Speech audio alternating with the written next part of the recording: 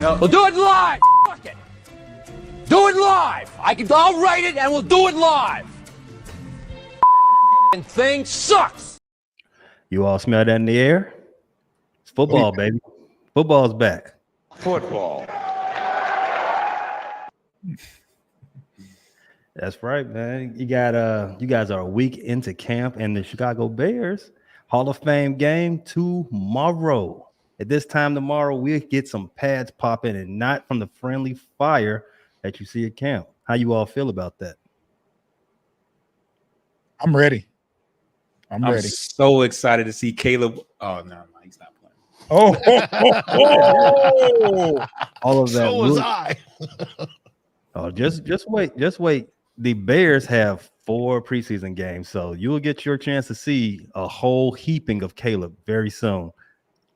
Very soon. I know that's what you're waiting on, Foster. That's it. Yeah, I want to see the interceptions. Right. So the number of the day is 40. Gale Sayers' number. Jimmy Kleinsaucer's number. There you go. Come on, Detroit. What you got? 40 on the clock. I can make up Corey Schlesinger, but it's not. Okay, good job. Good effort.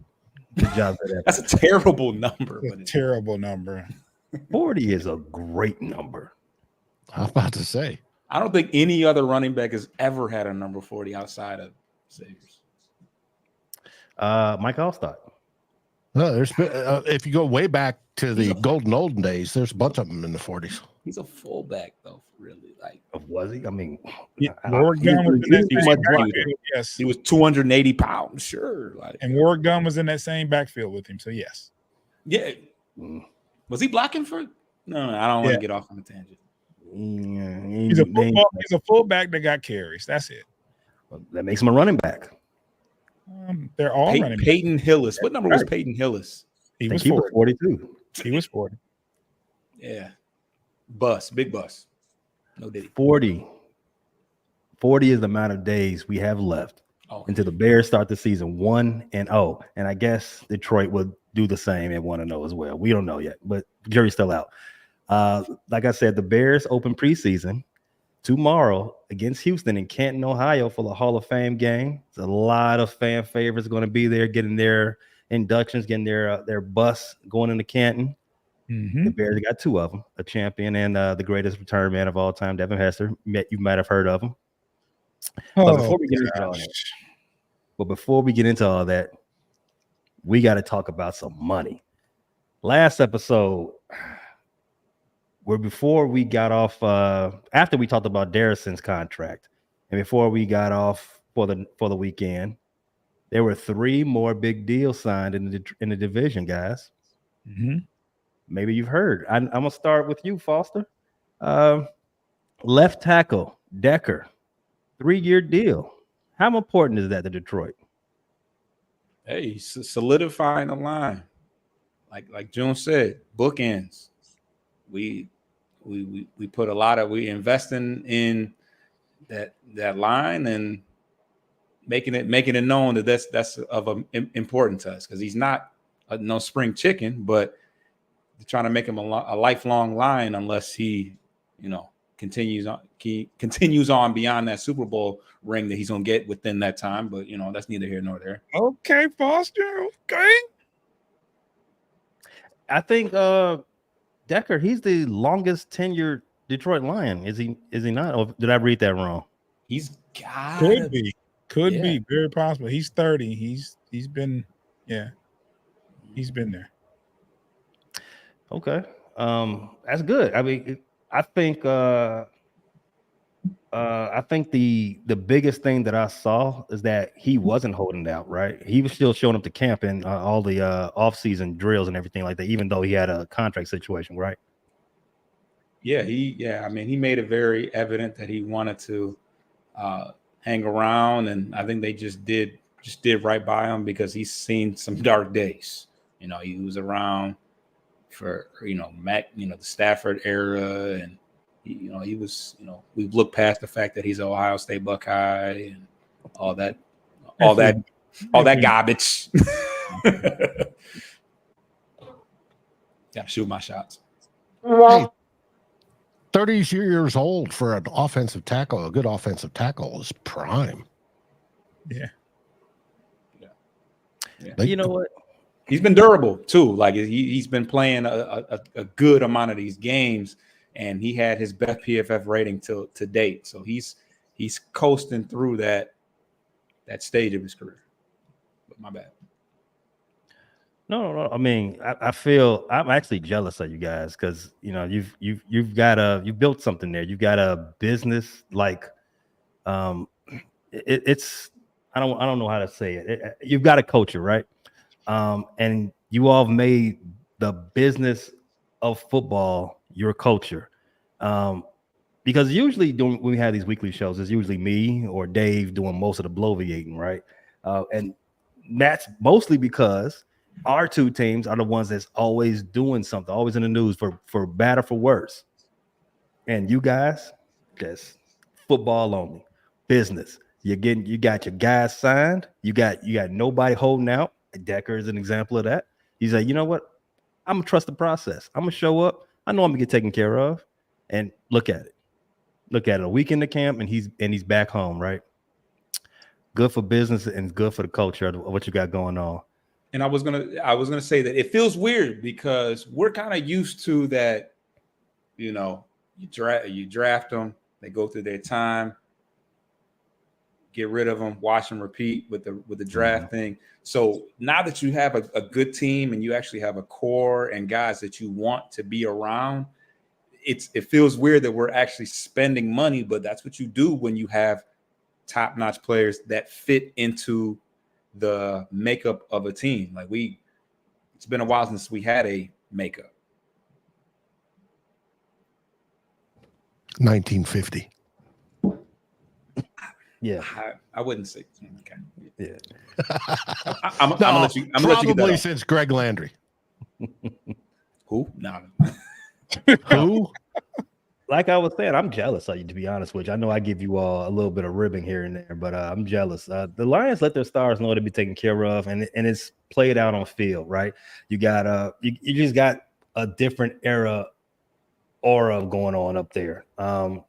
No drama. Everybody's showing up. You took care of Amon-Ra St. Brown. You took care of Penei Sewell. You took care of Jared Goff.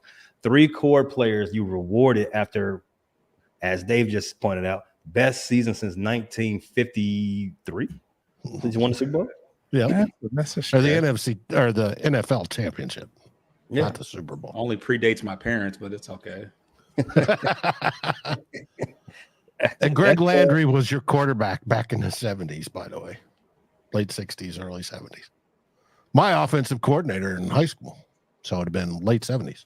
He was your quarterback. How much is that money total? If you add Decker all together, I think the Lions have spent close to $500 million. It's a chunk of change. Yeah. Shout out to Ford. Tim Hey, Lyons. good owners. Tim Lyons is hilarious. I'm on the wrong thing. Okay, here we go. No, he's not hilarious. Thanks for the comment, Tim. But he's not, I like Tim. but he is not funny. Yes, I just looked it up. The Lions have signed these 4 players that I'm speaking of. Jared Goff, Amon-Ra St. Brown, Penei Sewell, and now not Eric Decker, but Decker. Taylor Decker, $504 million this offseason. That is crazy. Elsewhere in the division. Hey, they locked up that line for the next 3 years, basically. I think your right guard's the only one that's coming up on end of the contract. Zeitler. Well, Zeitler's got a 1 year. Yeah. Deal. That's true. It's the core piece is basically locked down for the next 3 years. That's going to be, unfortunately, a little difficult on our teams. We'll have to overcome it. We shall overcome. And it will be done. Mm-hmm. Our last episode was on Friday, scheduling conflict. But after we wrapped up on Friday, Green Bay decided to interrupt my viewing of Deadpool and Wolverine. Green Bay hates me. Hate me enjoying myself. So they decided to mess up my viewing of the movie, and they threw out this breaking news that they were giving Jordan Love say it with me, guys, Professional quarterback. There you go. The professional quarterback Jordan Love. They gave him a 4-year, $220 million contract. 4 years, $220 million contract. 75 million of it is guaranteed. 75 million signing bonus. 160 million guaranteed. That's an AAV of 55 mil. That makes him tied with the highest paid players in the league right now, which as you were probably aware or probably can assume, Green Bay is spinning that to saying Jordan Love is the highest paid player ever. He did get the highest signing bonus ever. He did. Dave, I got a question for you, man. Even though, none of us I'm not going to disrespect anybody and call them Green Bay Packer fans unless they really deserve it. But Dave, you're a little bit more pliable to them than I am, and June and Foster. So I'm going to ask you, why did they underpay him? That's a great question. I don't know. Maybe they wanted to leave room for Dak Prescott and Jerry Jones to pay him. It's I was hoping for 65 million a year. He didn't get it, so it was just 55, tying the top two other quarterbacks. Maybe it's because he only had 8 good games last year instead of 9 or 10. That could be possibly why. That's right. 8 good games. They paid him for 8. Let's see if just 8. Let's see what they get on their return or ROI. Let's see what that happens with them. I'm not rooting for it though. It's a huge gamble by the team. You're betting that somebody who didn't play in the first 3 years, except for in spot duty, played last year, which only half of it went well. Now, granted, he didn't win a playoff game, and you're going to make him the highest paid player in the NFL. That's a huge gamble, because if he returns to form of earlier last year or without Aaron Jones, which he had in the second half of the season to make him better, then it may be the most wonderful move ever made by Green Bay. Could be. As they wallow in it for the next 4 years. Wallow. That's a funny word. It's a funny word because I'm visualizing their team color scheme, and if you wallow in poo, this is you come up looking green and yellow. Wow. You come up looking green and yellow if you do that. Minor footnote to this Jordan Love contract. Green Bay does have an out after the 2026 season. So after they paid him the bulk of that contract, the 163. They will carry a $51 million cap hit, though, if they do decide to break off from him. Mm-hmm. But we'll see. I see Mary Fisk in the chat. I want to welcome Mary. Thank you for showing up. She's from my side of the house. Hey, Mary. Hey, Mary. Born and bred a Vikings fan since the inception of the team. She's a great lady. The last big contract that we had in division over the last few days, Hometown Todd squad, DJ Moore. I was recording last night, and as soon as you know how this goes, as soon as I end and start editing, Bears and DJ Moore, they reach a deal on a contract extension, 4 years, $110 million contract, 82.5 guaranteed. Listen, I read somewhere that DJ Moore is now the first player ever. Well, I'm assuming the first position player ever to have his first 10 years of his career to be guaranteed. That's big news. That's extra as well. How did, when you all saw that, for DJ Moore. I know you all know it's I know you all think it's he's worthy of it. I mean, he's a beast. But how did you feel about the numbers of it? I felt like they spent a lot of money for not spending much on their offensive line. Hey, you got to lock down the weapons. We cannot pay none of those guys because they're not worth it yet. Yeah. None of the people you have. Yeah, you're right. Right. You got to lock down your weapons, and they did. I have no problem with him. He's had a good career. Got to admit that to DJ Moore. Saw his video when he was first traded to the Bears, and he's like, no. Now he's loving it. So I would be too if you throw 110 million with 82.6 guaranteed in my pocket. He's an okay wide receiver. Yeah, he's okay. He's at least mad. Was he been to like one Pro Bowl or something?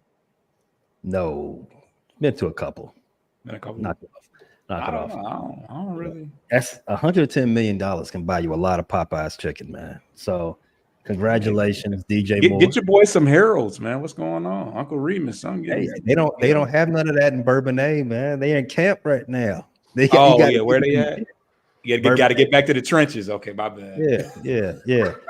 Go get you the 8-piece family meal, as Courtney Cronin reported that he celebrated with an 8-piece family from Popeyes. The 8-piece family meal, if you get all dark and a couple of, if you swap out the second side and make it just get 2 red beans and rice, you're in heaven.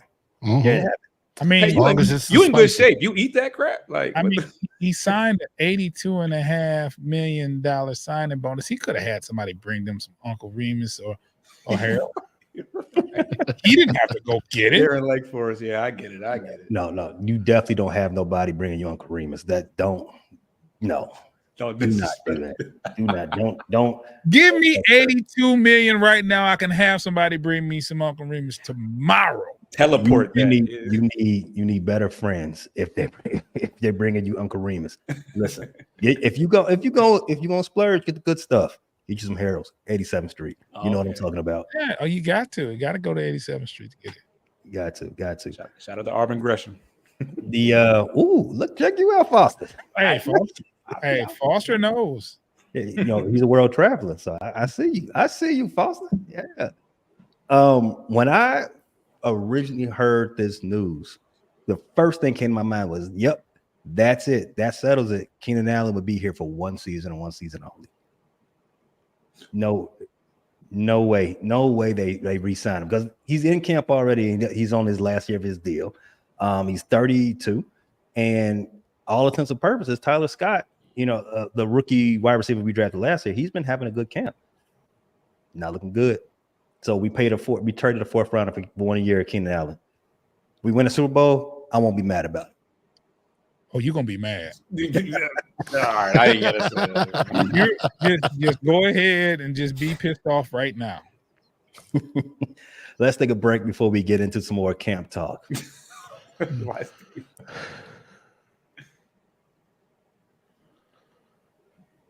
love Chicago. Mm-hmm. That was cool. I love Chicago. It's the greatest city in the world, man. So Dave, I was watching Real Forno show the other day on the Vikings First and Skull channel.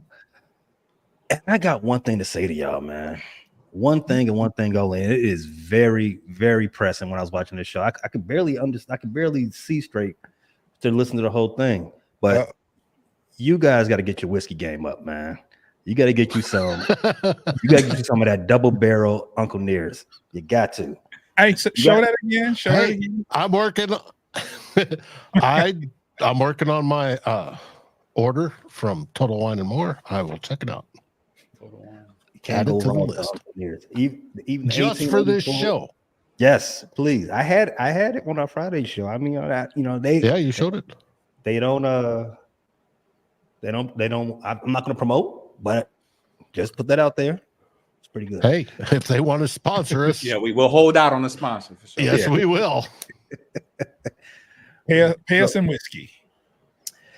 Dave, on both sides of the ball, this one first week in camp, man, who's really making a name for themselves? I heard a couple of names, but first of all, let's first and foremost, First round draft pick, JJ McCarthy. What's he looking like out there? The future. The smile. Look at the smile. That guy. This week, in an interview at the beginning of the week with defensive coordinator Brian Flores, B-Flow, he was asked about JJ McCarthy. And one of the things he said is JJ has the right stuff. All right. Me being a space nerd knew exactly what that is in reference to, the Mercury 7 and the astronauts and Chuck Yeager before that. And it's after the Tom Wolfe book. So I've made a movie poster of that already on graphics. You'll have to wait till Sunday to see it, but it's already made.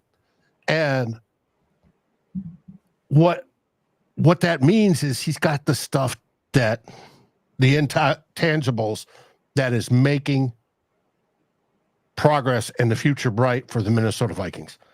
The whole team members flock to him. He's got a magnetic type personality or leadership style.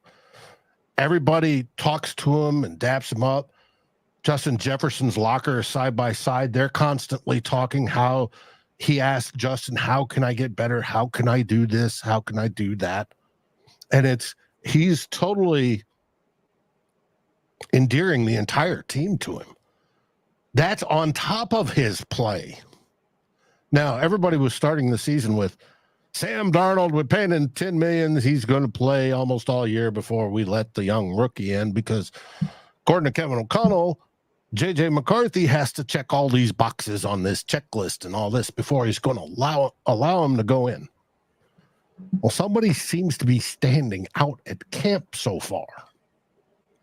And it's JJ McCarthy. He is throwing touchdowns after touch. It getting a red zone drill and go 5 for 6. And the 6th one was dropped. All touchdowns. And he's playing against the ones. He's running the 2s right now, but he's playing against the number 1 defense. And he's still doing this. Sam Darnold is Sam Darnold. And that's how he's looking. He's great on the deep balls. Makes people cry with him. They're so beautiful. He's decent on the short passes. It's that intermediate problem where Sam has his issues. So it's going to be, I think we're going to see JJ faster than people think. And there's even wagers going on right now. Will we see him week 1? We won't find out until we see him in live game action, and that's not going to happen until we get in preseason games. But so far, JJ McCarthy has been a standout and a pleasant surprise because nobody expected him to be this far along in development. Unlike your quarterback pay. Well, you know, we all can't have the chosen one. It's only one every so many few years. Now, go ahead. Well, I was about to say, for offense, JJ McCarthy's obviously the big talking point. But there are other people that are standing out.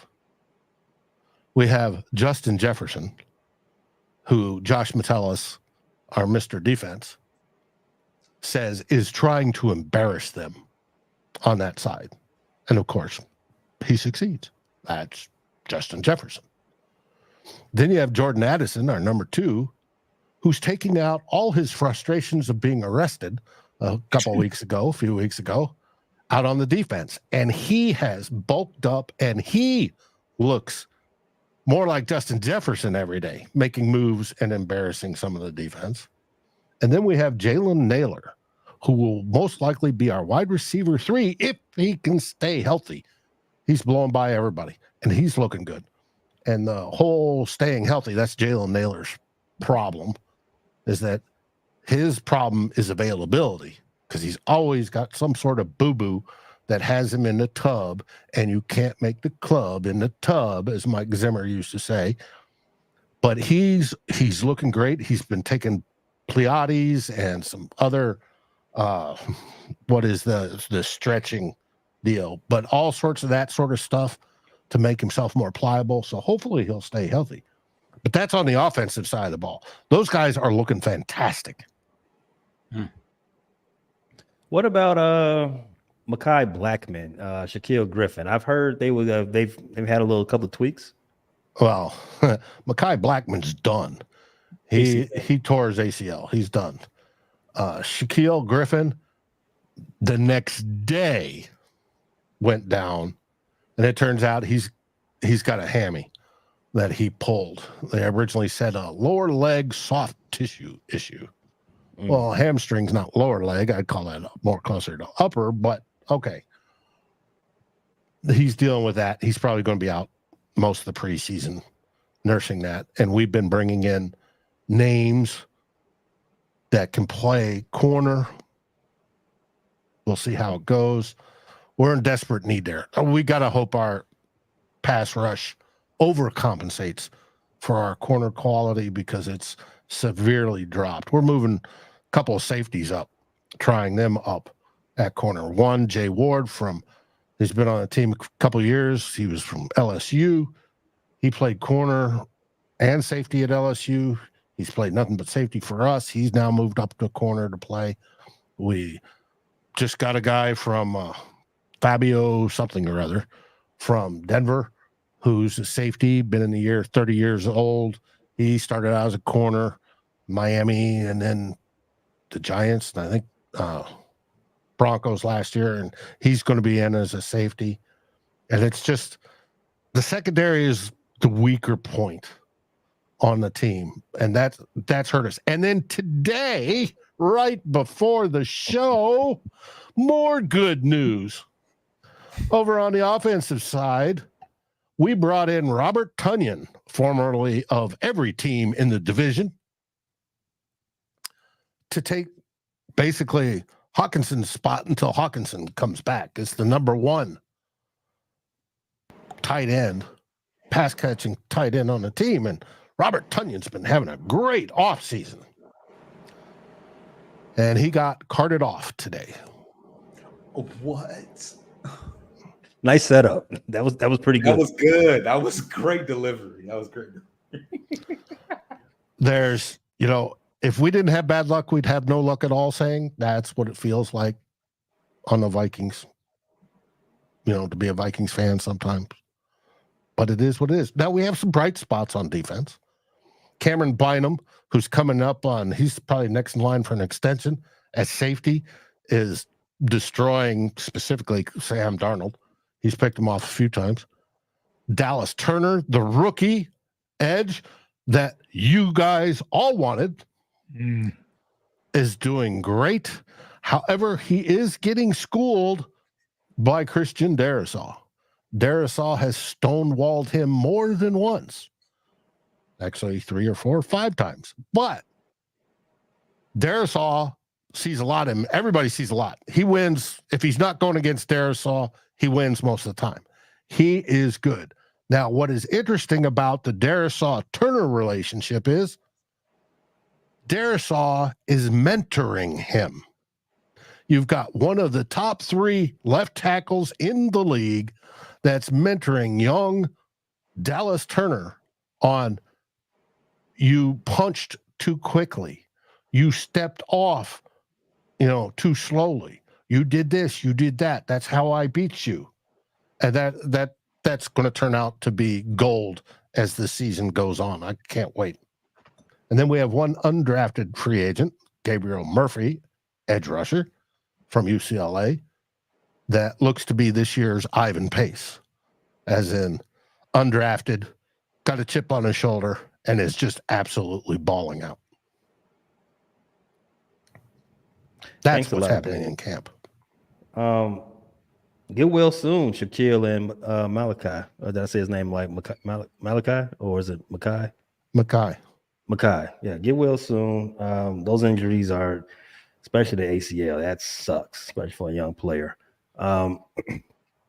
Detroit, June. So I was checking out your new segment you got on the Bleachers to Speakers show, channel, found on YouTube. Your weekly updates, and you said JMO, as you like to call him, Jameson Williams. Is this his 3rd season or the 2nd? 3rd. This is third season, right? Because he was suspended second season. That's right. And I remember. No, I remember he was hurt first season. He was suspended the next season, right? So this makes it his third. But you're saying he is showing out this while in camp. What are you hearing? I'm just hearing he's showing a little bit of everything, like more of a complete receiver. He's definitely been running past the D-backs and getting open downfield, but being an all-around complete route runner, intermediate passes, short passes, he's doing it all. And there's very little, if any, drops. They said he's catching everything that comes his way, and he's just he's a difference maker out there. He's becoming more of a vocal leader as well. I didn't mention that on the show, but I read that today, that he's just he's a ball of energy out there. So I think that was the scouting report on Jameson Williams, right? That he's got like world-class speed. Yes. Now that he's had his first complete off-season program, I'm expecting to see big things from him. And what I've read some things about his offseason so far is that he is learning how to control his speed at a pro level. Like he's always been like super fast, but now he's knowing how to become more shifty, more like I said, more controlling of his speed. Like he can always get past somebody, but in the pros, you got to know when and how to accelerate. And those type of perfections just to make a professional. It just takes you to another level, and I'm hearing that, and I can't wait. I want to see it because he was one of my favorite college players when he was out there. What else are you hearing about on the other side of the ball, though? Who else is showing out the first week? Well, I know we got Kaminsky was carted off the other day with a leg injury. One of the crazy bright spots on defense is Emmanuel Mosley. And if you don't know who that is, that's a guy who they took a chance on. The Lions took a chance on. He had injury issues at San Francisco. He had tore an ACL, and he came back. The Lions brought him in his first game back, tore the other ACL. They resigned him for, even after the second torn ACL, they resigned him for a year, brought him back, and they said he's playing pretty good. He's holding up pretty good. Also hearing a lot about Carlton Davis, the other corner. He's playing pretty good as well out there. So it's a different energy in the defensive backfield as a whole, because we're hearing all this stuff about J-Mo, and I'm like, curious, but I'm reading the reports that the defensive backfield is a energetic group that's rejuvenated, it seems. So we'll see. Excellent. Foster, have you heard anything about your first round draft pick, Terrion Arnold? Yeah, it seems like he's been one of the more vocal guys. Maybe it's just because he has like his own little blog thing going on. I know one of the first things he said is that J-Mo's run like a 4.1 out there, like jokingly. I mean, I don't know what his 40 time is, but that was kind of the thing one of the things that jumped out at me is that he's just there's just a different level of explosion that they're seeing from him. But outside of that, as far as just standout guys in camp right now, Dan Campbell said that Levi Onwuzurike, who's been kind of struggling with injuries over the past couple of years, has been one of the better guys in camp, period, as we're starting off, which is pretty important, especially considering the fact that Kaminsky is going to be out for I think they said for the next 6 months with an MCL injury. But also Darius Fountain, who was a guy that if you would have asked me who that was a week ago, I would have had no idea. But he had, honestly, but he has emerged as another name that has popped up quite a bit. Dan Campbell said that he will be able to help not only as a receiver, but also in the special teams but he's getting reps in the first. He's getting reps with the first team, and probably has the most targets as of right now. So he was drafted by the Colts a couple years ago, played for the Chiefs last year. I think he has like 3 career receptions, but I kind of expected Donovan Peoples-Jones to step up and battle with Khalif Raymond, but Michigan guys, they tend to mess up sometimes. So that, but outside of that, Ennis Rackstraw, the minute they threw pads on, they said he was a different animal. This is a guy that they said during the draft pre-workouts, fit that mold, and I feel like he's kind of coming to his own when it was time to get physical and throw the pads on. So you love to hear things like that, and he's going to be battling with Emmanuel Moseley, who's coming off an injury early in the year last year for that other nickelback spot, along with Amik Robertson. So, but honorable mention, Ife Melifonwu, I feel like he's got a chip on his shoulder.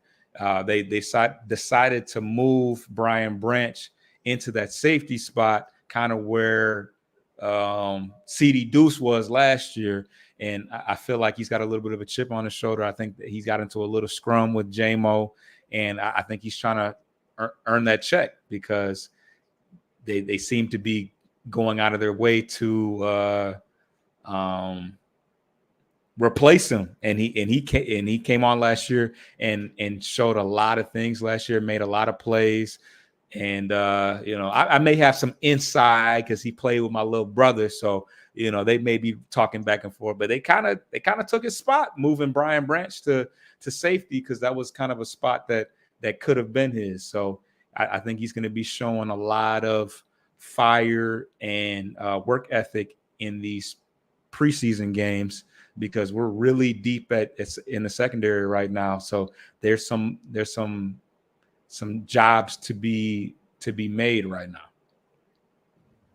Man, I really hope that everything that you all are saying is cap, because if Jameson, who I know to be fast, if he's out there looking like a 4-1 player, then and I'm scared for my Chicago Bears cornerbacks, because Jameson's out there looking good and looking fast. And we already know Jordan Addison is a lean, mean, speeding machine. Yeah. What is his vehicle or never mind. Ooh, speaking of the Bears and being scared of their division foes that they have on the schedule. So camp has been pretty good so far for the Bears. For most of them. Montez Sweat, our acquisition we got in the middle of last season. I hated when you guys acquired him. I was so disappointed, but go ahead. So was I. I wanted him too. That was a great pickup. He was ranked number 82 on the NFL's top 100, and it's been reported that kind of pissed him off. He felt a little disrespect. These athletes, they feel disrespected by everything. The Jordan meme. I took that personal.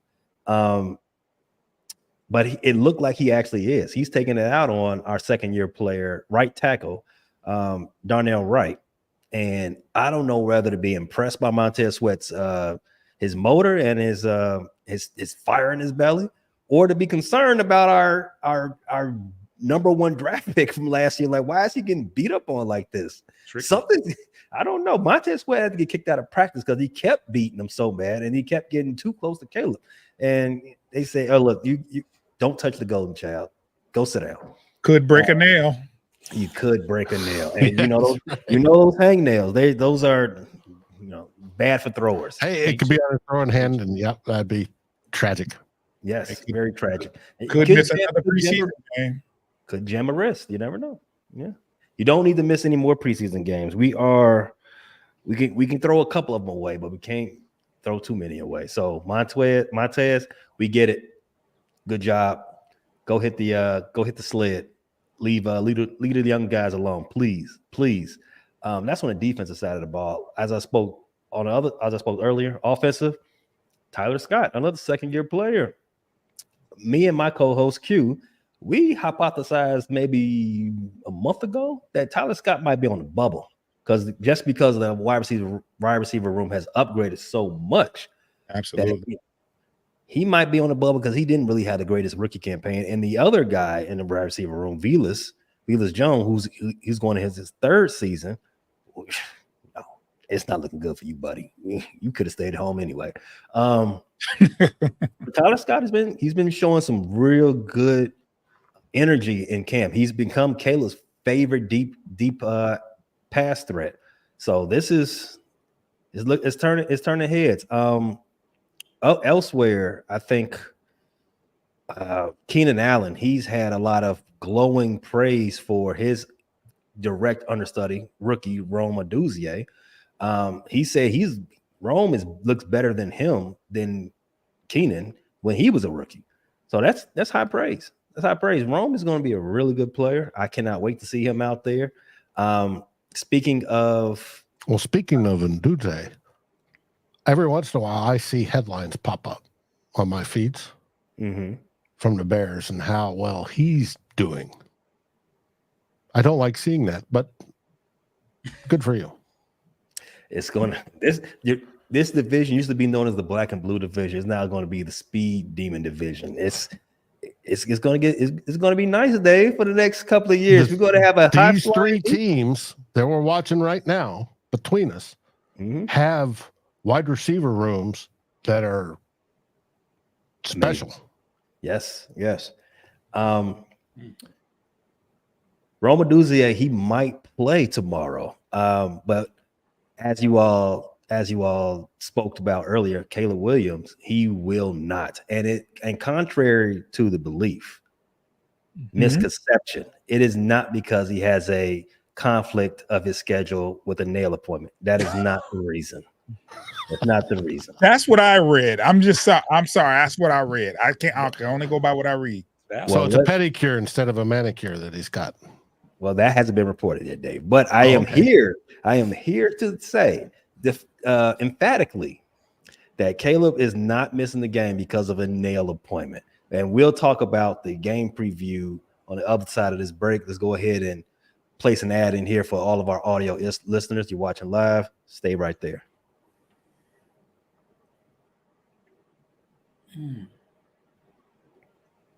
I like that logo. Yeah, that's nice. Thank you. I do too, and I didn't make it. Damn it. You're right. Speaking of logos, I like that logo you got on your shirt there, June. Why don't you tell us where you got that from? This is from the good folks. Well, not good folks. It's from my partner, B. Foster. This is Frontline Apparel. He has T-shirts. Get at him. They fit nicely. Good material. Good design. There's a design on the back that's phenomenal that mimics the one that's on the front. For me, I don't like a big logo on the front of my shirt, but I do like them on the back, and this is the way it's designed. It's great shirt from B. Foster, Frontline Apparel. I second everything you said there, June. I'm not a big logo guy. It's been that way ever since I stopped wearing Express. Shout out to them though, in case you wanted to sponsor. But I do have a Frontline Apparel shirt. I love it. I love the fit. The long sleeves it gives me like a baseball jersey kind of feel. I love it. I love the feel of it. I love the designs, and the cut is perfect. As June said, Frontline Apparel, get at them. Game preview. So again, the Bears play the Houston Texans tomorrow. Hall of Fame game. You got Devin Hester getting getting his bus. You got Steve McMichael, Mongo, going in as a winner, ALS champion. But the game, as will be played on the field, head coach Matt Eberflus said most of his ones will not be playing. That's the reason Caleb will not be playing, because he's the most important of the one. Oh boy. Most of his ones will not be playing, so you won't see Caleb. You probably won't see Jalen Johnson. You probably won't see Montez Sweat. You should see Darnell Wright. I'll say that right now. You should see him out there. You probably won't see Tremaine Edmonds or Tremaine Edmonds or TJ Edwards. But it's possible. Roma Duze will be out there. Tyler Scott, of course, Tyler Scott will be out there. Vilas, he needs to be out there. He needs to show something in special teams if he wants to make the squad. But here's the two position battles I'm looking at.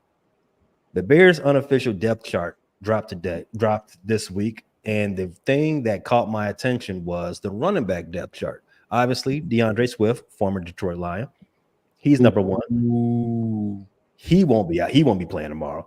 But Khalil Herbert, of course, yeah, DeAndre Swift, he misses. He has a penchant for missing games. Khalil Herbert, he's running back 2. I assumed he would be 3, even though he was last year, week 1, running back 1. I assumed because politics that he would be 3. He will be backing up Roschon Johnson, who the Bears drafted last year in round 4, if I believe. But seeing him at running back 2 makes, raise an eyebrow. I still don't think he's a lock to make the squad. But if he goes out there and has a good showing, his trade potential just scratches it up. I don't think they're going to carry 3 RB1 potential running backs. So Khalil Herbert, I definitely don't think they want to cut him. I mean, but it's trending that way, right? Because he's the oldest of the backs. He doesn't make that much money. And Roschon Johnson, he's a 3-down back. So is DeAndre Swift. Khalil Herbert, that's where he loses out a little bit. But I hope he goes out there and has a great game so somebody can go out there and grab him up from us. Maybe give us a top 75 pick, something like that. Not too much. Not too much. I know you guys aren't big into the Bears football, but you all got a game score prediction. It's preseason, I know, but just for S&Gs, what you think? Hey, man, look, I don't care who's playing. I don't care what the score. Hike the damn ball. I'm ready for football, man. Make some tackles. That's what I want to see. The score, I don't care at this point. I want to see some football. Really? We're overdue. We need it. We are. This is from this point on until March. We will not have another week without football. Yes. Who they playing? Who's playing? Who the Bears playing tomorrow? Texans. Houston Texans. Andre Johnson is going into the Hall of Fame. Wow. Oh, we getting old. Yeah. Didn't we pick Charles Rogers over him? Must you do that, Foster? Hey, that's a Spartan. I know. I don't even know I said that. But rest in peace. Rest in peace. Well, you know how those Spartans do when they get in the league. TJ Duckett. Yeah. Before we get back to the game prediction, a game score prediction, Andre Johnson. First thing that comes to mind when you think of Andre Johnson. Miami Hurricanes. Okay. David Carr for some weird. Yeah, I would say down there, or who was it that did the helicopter spin as a quarterback that used to throw to him all the time? I thought you moved away from Chicago, bro. Yo, that was loud. I don't think he's gonna be able to do the rest of the show. It's gonna ruin it. Strobe flash and the whole works. He's on O Block. He's just listening to it. He's definitely in Wick City. He's definitely in Wick City. Yeah, I don't know where he was going with that, but yeah. Was he on the? I was going to say, how could you not say the fight between him and Cortland Finnegan? Oh, well, yeah. Oh, yeah. That's not the first thing you think of, but it's a thing though. But he was one of those rare combination of strength and speed at wide receiver. He's a big boy. He was very fast. Know that. He was on one of the first. He was on one of the first teams. I mean, one of the first Texan expansion. Yeah. I think Carr was first though. I think Carr was the first. Yeah. Selection. I think. Yeah. Mm-hmm. I remember when he was on Miami, when he was a Hurricane, he was The teams down there was unstoppable. So let's see. I think he's waiting to time in between buzzes. Yeah. I asked Google AI, what's the game score gonna be? They told me 31-10 Bears. What you all think? They don't score that many points on that first night. right. I don't know why 21-13 Texans, of course. You know. I mean, the backup is the starter. Like, I don't even know who that is. So I'm going to say 17-14 Texans. Somewhere in there. I doubt Houston plays a lot of their starters either. You know, I mean, it doesn't matter. It don't matter. They're playing the Bears. No, the second string Bears. I mean, not the Bears. Not the Bears. They're going to be great, but June. Bears. Oh boy. Who is your backup? I'm curious at this point. I have no idea. Tyson Bagent. Oh, of course. The D3 community college. Oh, him. Hey, he burned it up last year. They actually believed for a minute. Mm-hmm. Yeah, they kind of did. It was like a thing. That was a thing. No, we did not. Cleared that one up. Some people were drinking the juice, but no, we weren't. We as a collective were not. Okay, fair enough. Fair enough. TB, that's TB. Relax, Foster. Dave, where can they get Vikings First and Skull? At Vikings First and Skull on YouTube, on Facebook, on your favorite podcast aggregator, and over at Fans First Sports Network, where our written side is at as well. What about you guys, Detroit Lions? Where can they find you alls at? You can find Bleachers to Speakers on the YouTube channel, Bleachers to Speakers. Subscribe to that and your favorite aggregator. I've never used that word before. Bleachers to Speakers, FFSN in your search. Hit that notification bell. Follow us. Download the episodes. That way, whenever we drop, you'll get the alert, and it doesn't take up much space. Just download the episode. Erase them later. That's what I'm saying. What do we say, fellas? We say Skull Vikings. Uh-oh. Having trouble. There we go. Terrible. Thanks for watching, everybody. See you next week. Thanks for checking out this latest edition from the Frustrated Chicago Sports Fan Channel.